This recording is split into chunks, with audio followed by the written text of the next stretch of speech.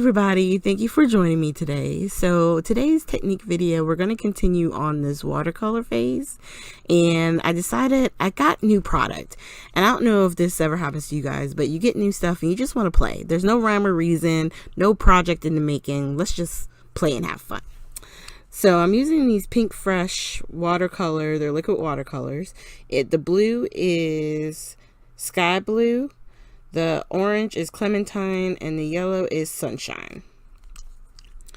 And I'm using a little plastic sheeting that I have, and I have a bowl of water because of course I still haven't put water in my water brushes. One of these days. So I had an image that I had pre-heat embossed with clear, like I stamped it with the Versamark. I don't even know what it's called. It's right in front of me. I heat embossed it with VersaFine Black Onyx ink.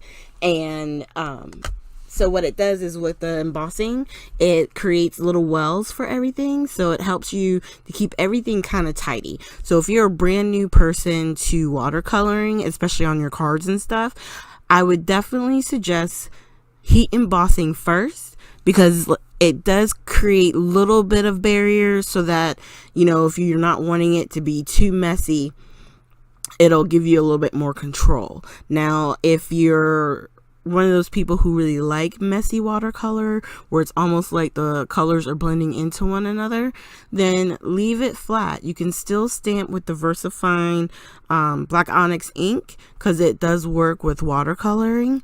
You just want to make sure you dry it with like your heat tool to make sure it's completely dry. And then I zoomed in here so that way you could see the flowers itself. And all I have is these three colors, the like orange, yellow, and the blue. And what we're going to wind up doing is creating a brown and a green to give us a little bit of different, you know, color variation on what we're doing. And for these flowers, I'm literally just slapping this yellow on. I'm not trying to make it all in depth and stuff like that. I just want to play with the colors. I'm not trying to be, you know, a great artist with this. I'm just literally putting it down to see how the colors move. Can I blend them? You know, how can I get more layers? Does it dry quick? You know, like these are the things that you may ask yourself as you're playing with different techniques, different mediums. So you can see there the little leaves, or like they almost look like feathers that stick out. I just created with the yellow and the blue, created this nice green, and that gives us another color.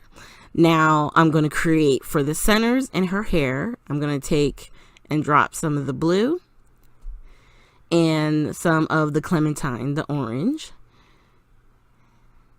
And I do wind up making probably too much, but I was thinking with the centers and her hair, I just wanted to make sure I had enough color. And then I'm just coloring in the centers of each of the flowers, and then we're going to color in the hair. Now, I previously, like I had said, stamped this and heat embossed it at retreat that I went to, and I totally forgotten about it, that I had even created them on her skin. That was already pre-done. I used my Zig watercolor brushes, and so that was already done. And then I was like, well, you know what, I want to continue playing with these mediums. Well, let's see, why don't I just use what I've already stamped, and down the road if I want to create a card, it's really easy to. So I'm just laying down the different colors. And this also shows you, you don't have to have every color in the book. I think I would probably just get one more color if you definitely wanted to be able to mix a few different shades, and the other color would be a red. Either the like a dark red or some type of a pinkish red color, just so that way you can do like a different colors of orange with the yellow, or create purple with the blue. So it would give you just a little bit more, you know, as far as your color mixing. And then I'm just adding a little bit more blue because I realized when I got done with the hair and the flowers, I was like, well, her dress is pretty, but it's really light. So I'm like, okay, let's add just a little bit more blue. And I noticed that the yellow and the orange, when I put those down on the plastic, it seemed like they were more pigmented. I know this says it's a